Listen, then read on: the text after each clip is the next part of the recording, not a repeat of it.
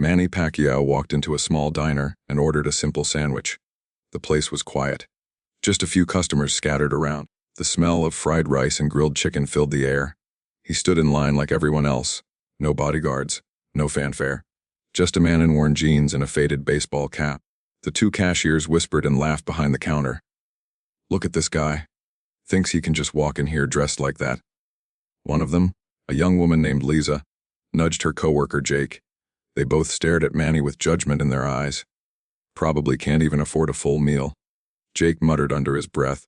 But what they didn't know was that Manny owned the entire restaurant. Every table, every chair, every plate of food they served. He had built this place with his own money, not for profit, but for the people. For families who struggled like he once did. For workers who needed an affordable meal after a long day. And what he overheard them say next changed everything, not just for them, but for everyone who witnessed what happened inside that diner. Because sometimes, the people you look down on are the very ones who lifted you up in the first place. And sometimes, the lesson you need to learn comes from the person you least expect. Cashiers. Before we dive into this story, I want to ask you something. Drop a comment right now and tell me where you're watching from. Are you from the Philippines, the United States, somewhere else in the world? I want to know because this story is about respect, and respect has no borders.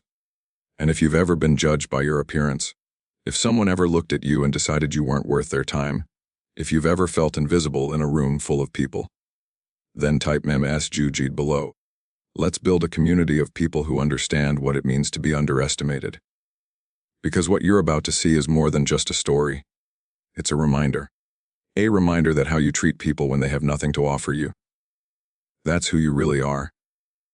Manny Pacquiao didn't walk into that diner to prove a point. He walked in to see the truth.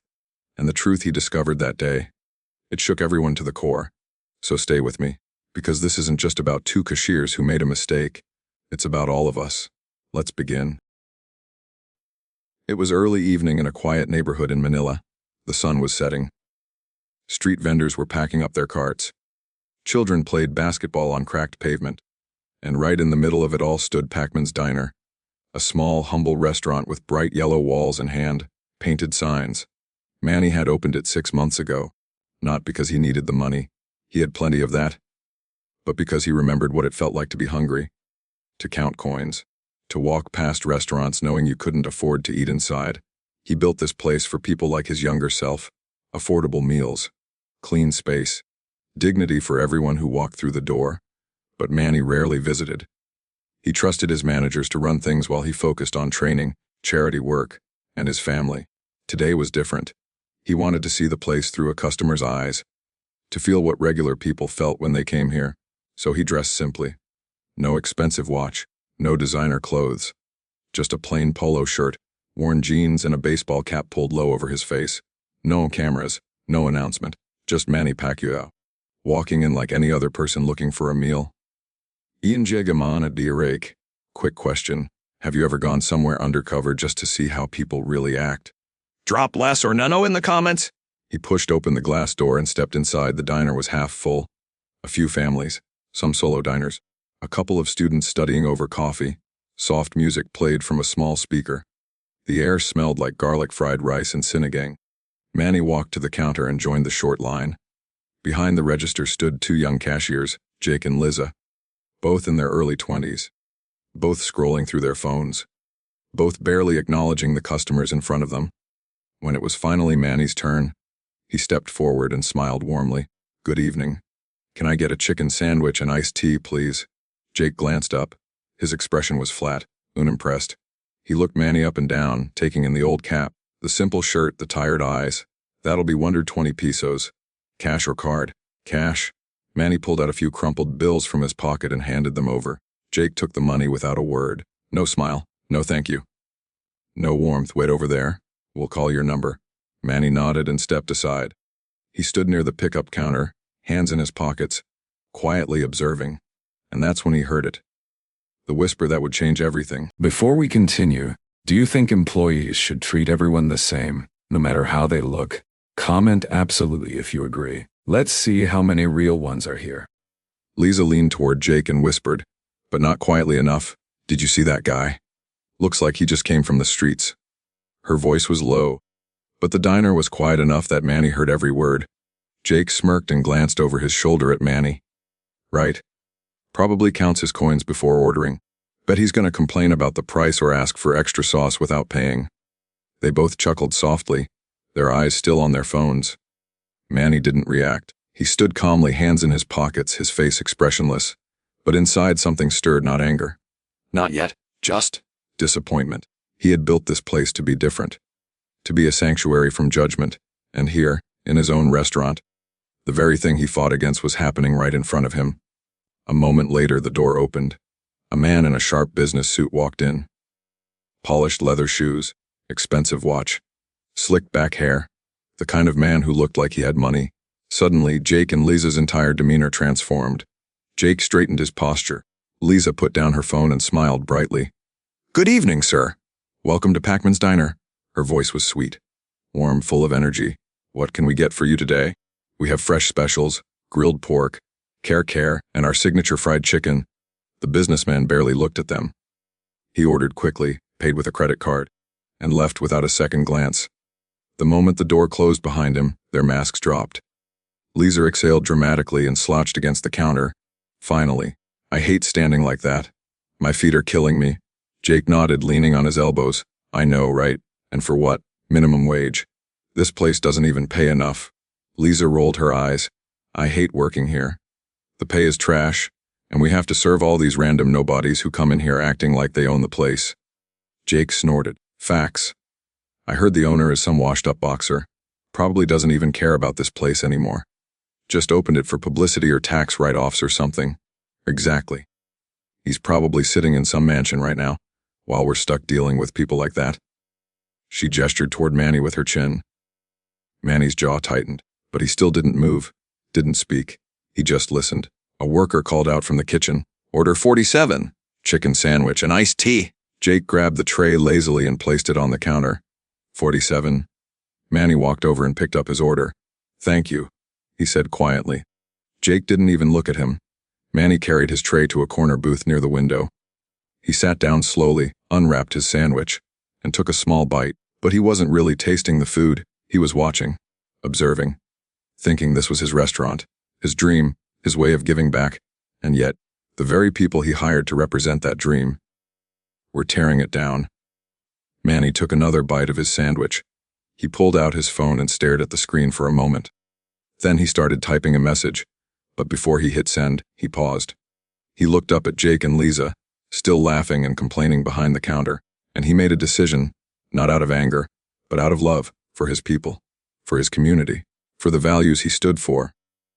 He was about to teach them a lesson they would never forget. While Manny ate, the door chimed softly.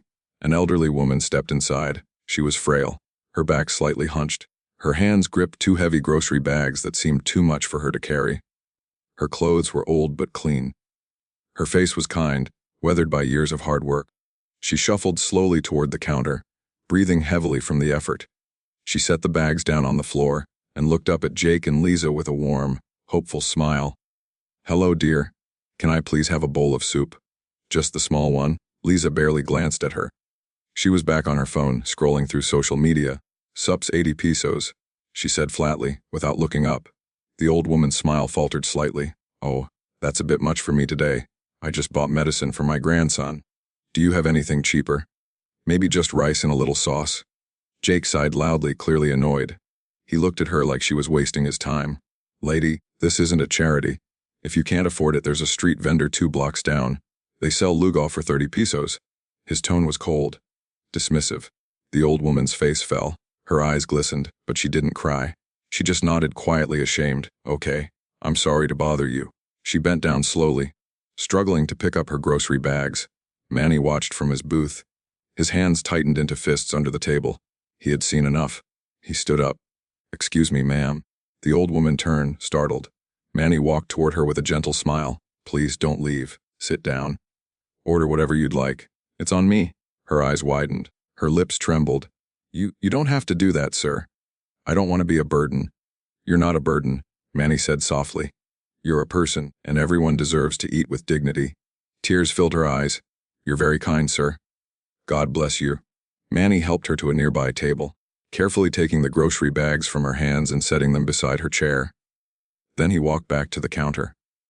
Jake and Lisa were staring at him now, confused.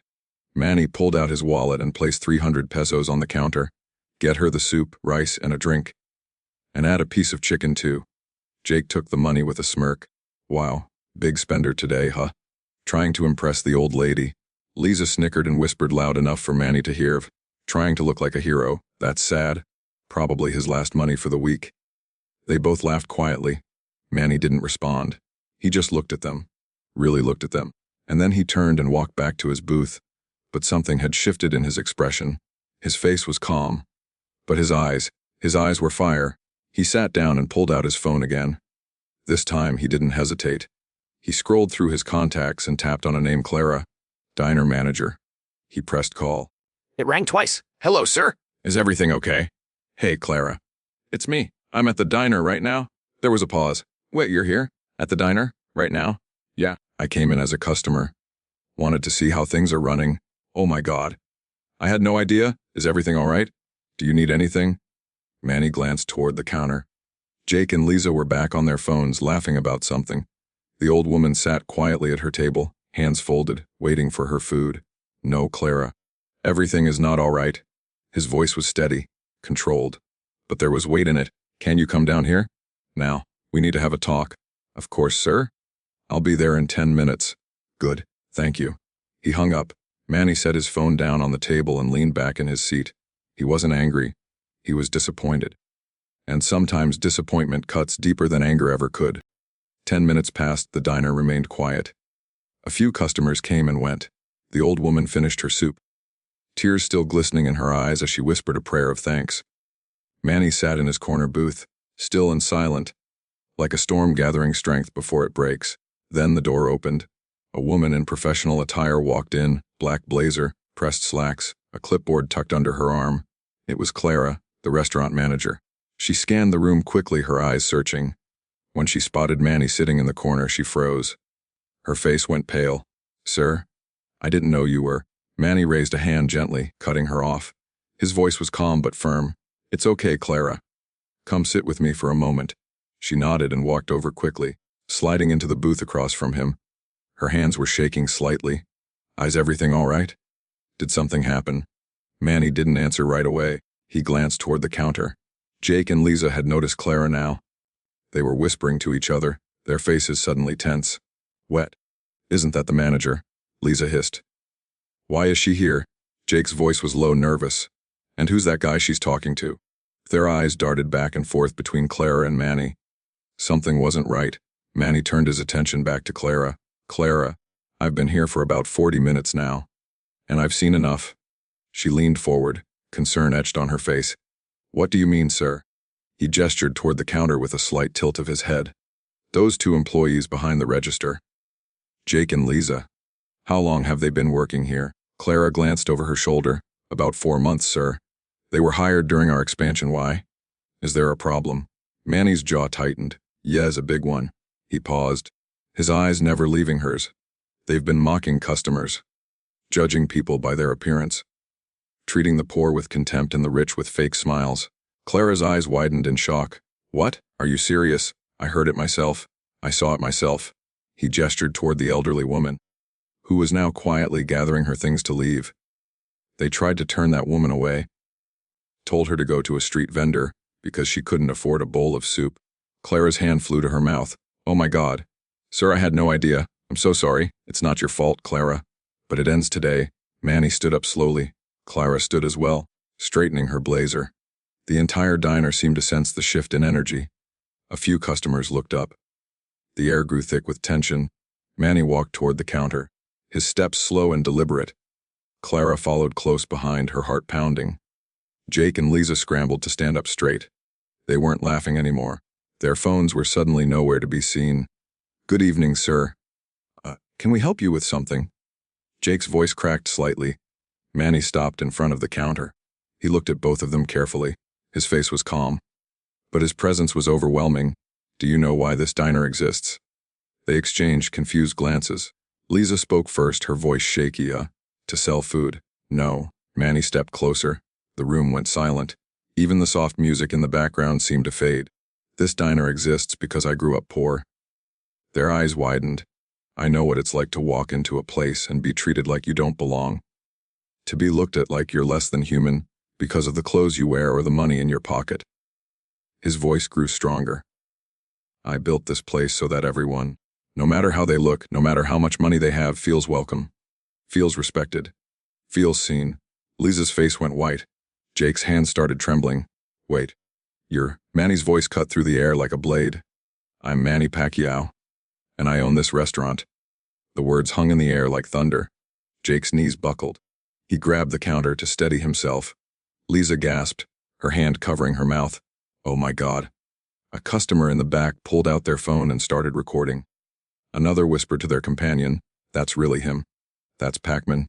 The elderly woman, halfway to the door, stopped and turned around. Her eyes filled with fresh tears. Clara stood beside Manny, her expression a mixture of shock and sadness. Manny didn't raise his voice. He didn't need to. You judged me. You mocked that woman. You laughed at people who came here for a simple meal. His eyes were piercing, and the worst part. You did it while wearing a uniform with my name on it. Jake dropped to his knees. Lisa's face was streaked with tears. Sir, please. We didn't know. We're so sorry. Manny held up his hand. That's exactly the problem. Jake was still on his knees, his face buried in his hands. Lisa stood frozen, tears streaming down her cheeks, her whole body shaking. The other customers watched in complete silence. Some had their phones out recording. Others just stared, unable to look away. This wasn't just drama. This was a reckoning. Manny stood there, calm and composed, his arms crossed over his chest. He looked down at Jake, then at Lisa, and then he spoke. You shouldn't need to know who someone is to treat them with respect. His voice was quiet, but every word landed like a hammer. That's the whole point. Respect isn't something you give because someone is rich, or famous, or powerful. It's something you give because they're human. Jake looked up, his eyes red and swollen. Sir, please. Please don't fire us. A terrible mistake. But we need this job. I have rent to pay. My family depends on me. Lisa nodded desperately. I'm putting myself through school, sir. This job is all I have. Please, we'll do better. We promise. Manny didn't respond immediately. He turned and looked at the elderly woman, who was still standing near the door, clutching her grocery bags. She had witnessed everything. Her face was full of emotion, sadness, compassion, and something that looked like hope. Manny walked over to her slowly. Ma'am, are you okay? She nodded, wiping her eyes with the back of her hand. I'm fine, sir. You didn't have to do all this for me. Yes, I did, Manny said softly. Because if I don't stand up for people like you, then what's the point of all this? He gestured around the diner. This place was built for you. For people who work hard, who struggle, who deserve dignity even when the world tries to take it away. The old woman smiled through her tears. You're a good man, sir. God bless you. Manny smiled back, then turned and walked back to the counter. Jake and Lisa were still trembling, waiting for his judgment. Clara stood beside him, her hands clasped tightly in front of her. Manny took a deep breath. I'm not going to fire you. Both of them gasped. Thank you, sir. Thank you so much. But, Manny interrupted, his voice firm. You're not staying as cashiers either. Their expressions shifted to confusion. What? What do you mean? Manny turned to Clara. Re-sign them. Put them in the kitchen. Let them work with the cleaning crew, the delivery team, the dishwashers. Let them see every side of this business, especially the people who work the hardest for the least recognition. Clara nodded, understanding immediately. Yes, sir. I'll take care of it. Manny looked back at Jake and Lisa. You'll spend the next 3 months learning what humility means. You'll work beside the people you look down on. You'll scrub floors. You'll wash dishes. You'll carry heavy trays and sweat in the kitchen. He paused. And if, after 3 months, you can prove to me that you've changed, that you understand what this place is really about, then you'll get your positions back. Jake nodded quickly, his voice breaking. We will, sir. I promise. We'll work harder than anyone. Lisa wiped her eyes. Thank you for the second chance. We won't let you down. Manny's expression softened slightly. I'm not doing this to punish you. I'm doing this to teach you. Because I believe people can change, but only if they're willing to do the work. He glanced at Clara. Make sure they understand what's expected. No shortcuts. No special treatment. Understood, sir. Manny then turned and walked back to the elderly woman. She was still standing there, watching everything unfold with quiet amazement. "Mom, I want you to know something." She looked up at him. "From now on, you eat here for free. Anytime you want. Breakfast, lunch, dinner, whatever you need." Her eyes went wide. "Sir, no, I can't accept that. That's too much." Manny shook his head gently. "It's not too much. It's the least I can do. You remind me of my mother, of the women who raised me, who sacrificed everything so people like me could have a chance." Tears spilled down her wrinkled cheeks. "You're a blessing, sir. A true blessing." Manny smiled. "No. People like you are the blessing. You remind me why I do this." He helped her gather her grocery bags and walked her to the door. As she stepped outside, she turned back one more time. "God will repay your kindness, sir." "He already has," Manny said quietly. The door closed softly behind her. Manny stood there for a moment, watching her walk down the street, her steps a little lighter than before. Then he turned back to the diner. Everyone was still watching him. He didn't say anything more. He just nodded to Clara, grabbed his cap from the table, and walked toward the exit. No speech. No grand farewell. Just a quiet man who had done what needed to be done. The door closed behind him, and the diner was left in stunned silence. Manny walked out of the diner that night with a quiet heart. The street was darker now. The vendors had all gone home. A few streetlights flickered overhead, casting long shadows on the pavement. He didn't rush. He just walked slowly, hands in his pockets, breathing in the cool evening air. He didn't need to make a scene. He didn't need to humiliate anyone publicly or destroy their lives. He simply reminded them, and everyone watching, of a truth we all need to hear. Your worth is not measured by your wallet, your clothes, or your status. It's measured by how you treat people when you have nothing to gain. Manny had spent his entire life fighting. In the ring, he fought opponents. Outside the ring, he fought poverty, injustice, and inequality. But the hardest fight, the one that never ends, it's the fight for human dignity. Because every single day, people are judged, dismissed, overlooked. Not because of who they are, but because of how they look.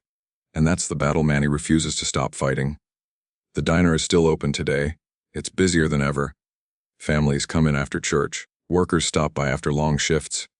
Students gather to study over coffee and pantsit. And Jake and Liza, they finished their 3 months. It wasn't easy. They scrubbed floors until their hands were raw. They washed dishes until their backs ached.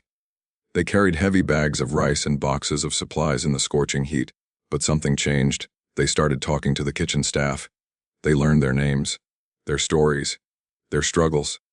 They met the delivery drivers who worked 12-hour shifts just to send money home to their provinces.